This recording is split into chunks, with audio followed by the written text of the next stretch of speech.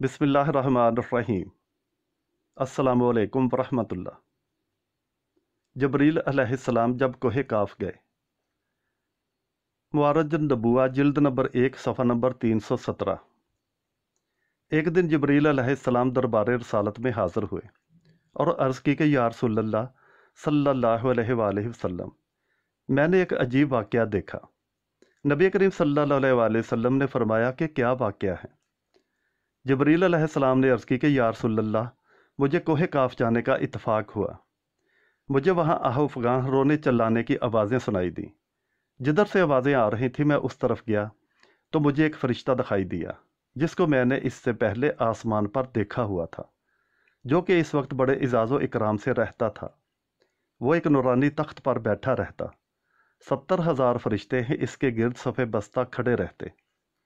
वो फरिश्ता जब सांस लेता तो अल्लाह ताला उस सांस के बदले एक फ़रिश्ता पैदा फरमा देता। लेकिन आज मैंने उसी फरिश्ता को कोहे काफ की वादी में सरगर्दा परेशान आहोजारी करते देखा। मैंने उससे पूछा कि क्या हाल है और तुझे क्या हुआ। उसने बताया कि मेराज की रात जब अपने नूरानी तख्त पर बैठा हुआ था, मेरे करीब से अल्लाह के हबीब नबी अकरम सल्लल्लाहु अलैहि वसल्लम गुज़रे तो मैंने नबी अकरम सल्लल्लाहु अलैहि वसल्लम की ताज़ीम व तकरीम की परवाह न की। अल्लाह ताला को मेरी ये बड़ाई पसंद ना आई और अल्लाह ने मुझे ज़लील रुस्वा करके निकाल दिया। फिर उसने कहा कि ऐ जबरील, अल्लाह के दरबार में मेरी सिफारिश कर दो कि अल्लाह मेरी इस गलती को माफ़ फरमा दे और मुझे बहाल कर दे। या रसूल अल्लाह, मैंने अल्लाह के दरबार बेनियाज में नहायत आजिज़ी के साथ माफ़ी की दरख्वास्त की तो दरबार इलाही से अरशाद हुआ कि ऐ जबरील, इस फरिश्ता को बता दो कि अगर ये माफ़ी चाहता है तो मेरे हबीब सल्लल्लाहु अलैहि वसल्लम पर दरूद पढ़े।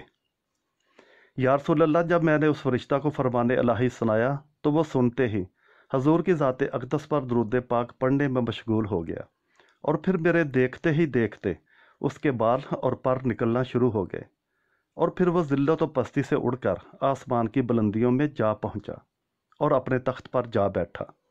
सुबहान अल्लाह।